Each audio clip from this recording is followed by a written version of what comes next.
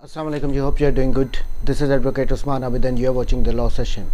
We are doing Qanun Shahadat Order 1984. We have already done up till Article 12 and today we will start from Article 13 to onwards. So let's see what Article 13 states. It states production of title deed of witness not a party. No witness who is not a party to a suit. यहाँ पे वो कह रहा है कि कोई भी बंदा, कोई भी गवाह जो कि पार्टी टू द सूट दावे में फरीक ना हो shall be compelled to produce his title deeds to any property or any document in virtue of which he holds any property as pledgee or mortgagee or any document the production of which might tend to criminate him.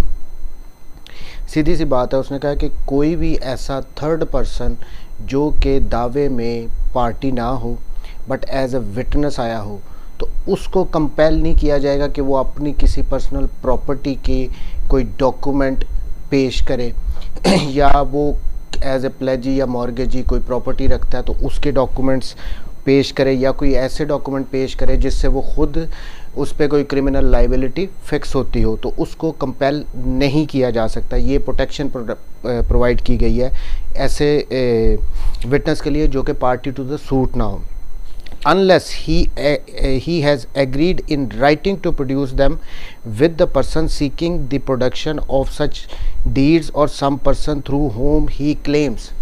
लेकिन अगर वो in writing कह दे कि जी मैं वो documents produce करूँगा तो फिर वो कर सकता है, अदरवाइज़ उसको कंपेल नहीं किया जा सकता। Article 14 production of documents which another person having possession could refuse to produce. No one shall be compelled to produce documents in his possession which any other person would be entitled to refuse to produce if they were in his possession unless such last mentioned person consents to their production.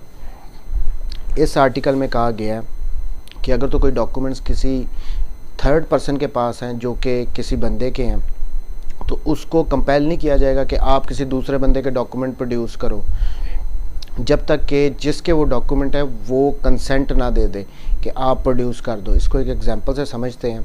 For instance मेरी कोई property के documents किसी third person के पास है, वो अगर किसी case में एज ए विटनेस आया है तो उसको ये कंपेल नहीं किया जाएगा कि वो मेरी प्रॉपर्टी के डॉक्यूमेंट्स को प्रोड्यूस करे जब तक कि मैं कंसेंट ना दूं कि आप मेरी इस प्रॉपर्टी के डॉक्यूमेंट को प्रोड्यूस कर दो। सो सिंपल सी बात है, कोई भी बंदे को कंपेल नहीं किया जाएगा जो कि एज ए विटनेस आया हो कि किसी प्रॉपर्टी के डॉक्यूमेंट्स प्रोड्यूस करो जो कि उसकी अपनी ना हो, किसी थर्ड पर्सन की हो।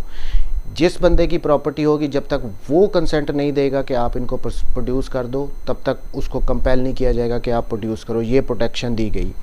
Article 15 witness not accused from answering on ground that will criminate. ये बड़ा इंपॉर्टेंट आर्टिकल है।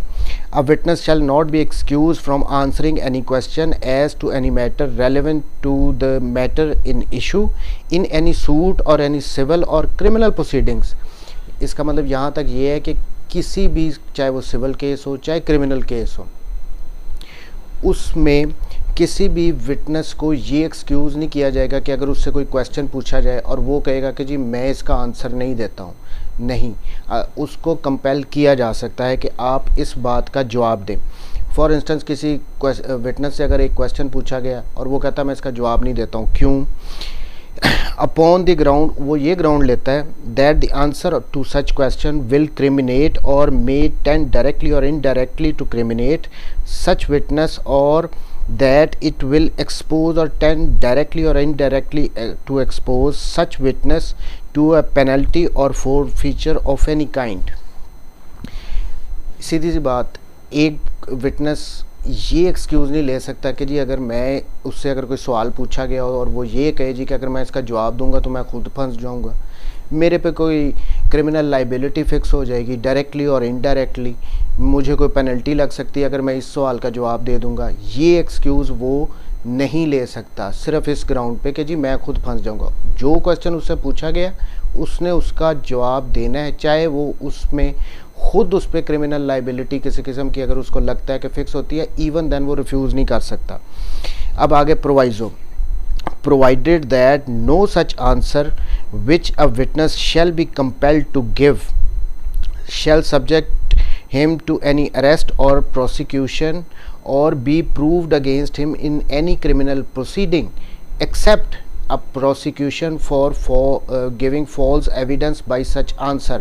अब आगे यहाँ पे प्रोटेक्शन प्रोवाइड कर दी गई है ऐसे विटनेस को जिसको आपने क्वेश्चन किया, उसने ऑब्जेक्शन कर दिया कि जी मैं अगर इसको जवाब देता हूँ तो मैं तो खुद फंस जाऊँगा, ये ग्राउंड वो नहीं ले सकता, उसको जवाब देना पड़ेगा। बट अगर वो जवाब देता है तो उस जवाब देने की वजह से अगर तो उसको अरेस्ट नहीं किया जाएगा, उसके ख़िलाफ़ कोई प्रोसिक्यूशन नहीं की जाएगी, उसके ख़िलाफ़ उसका ये जवाब किसी भी क्रिमिनल प्रोसीडिंग्स में अगेंस्ट उसके यूज़ नहीं किया जाएगा, ये प्रोटेक्शन बता दी। बट सिर्फ़ और सिर्फ अगर तो उसका जवाब उसने कोई ऐसा दे दिया जिससे वो फॉल्स उसने जवाब दिया है, तो फॉल्स एविडेंस देने की हद तक उसके ख़िलाफ़ कार्रवाई हो सकती है। अदरवाइज़ ना उसको अरेस्ट किया जाएगा, ना उसके ख़िलाफ़ प्रोसिक्यूशन की जाएगी।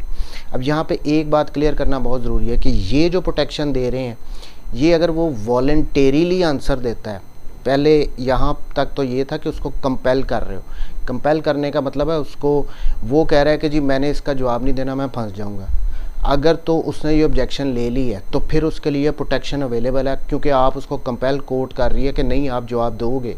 बेशक आप इसमें खुद आपके ख़िलाफ़ कोई क्रिमिनल बात आ जाती है, कोई क्रिमिनल लाइबिलिटी आप पे फिक्स हो सकती है, उसको कंपेल कर रही, इस सूरत में ये प्रोटेक्शन अवेलेबल है। बट उससे एक क्वेश्चन पूछा गया और उसने वॉलंटेरीली उसका खुद ही जवाब बता दिया जो कि उसके अगेंस्ट जाता था, तो उस सूरत में ये प्रोटेक्शन अवेलेबल नहीं है। ओनली यहाँ पे प्रोवाइजो में भी वर्ड अगर देखें तो provided that no such answer which a witness shall be compelled to answer, यानी उसको आपने कंपेल करना है कि आप जवाब दोगे ही दोगे, आप नहीं बच सकते ये कह के कि इससे तो मैं खुद फंस सकता हूँ।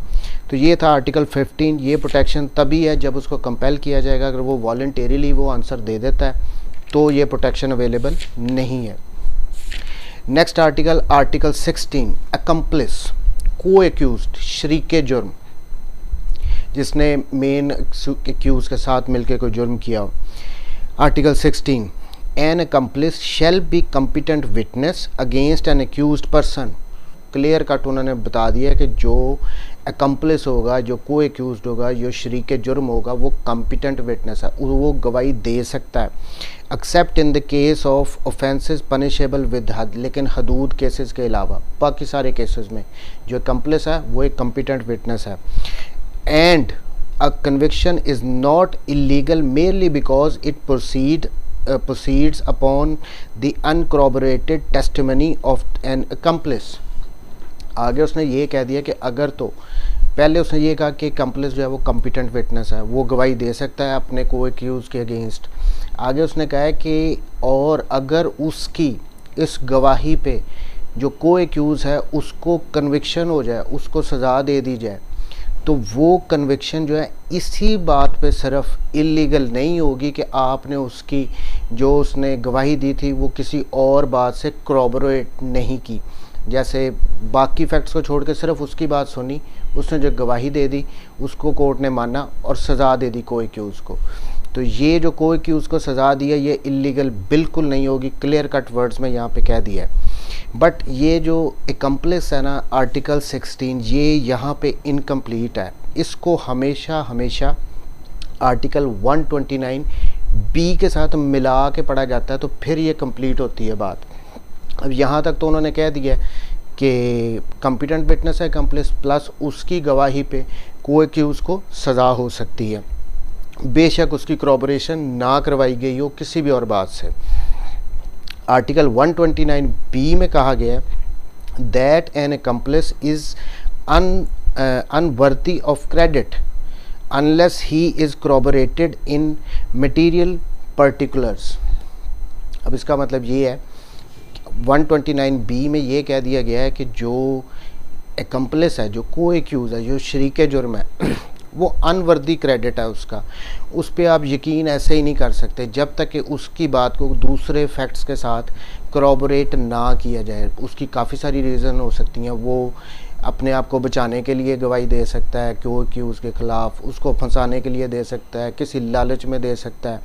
सो बेटर ये है कि ये अनवर्ती है, इस पे हमने यकीन नहीं करना, 129B कह रहा है। और इसकी गवाही को अगर दूसरे फैक्ट्स के साथ corroborate करो और इसकी बात ठीक हो तो फिर कन्विक्शन दे।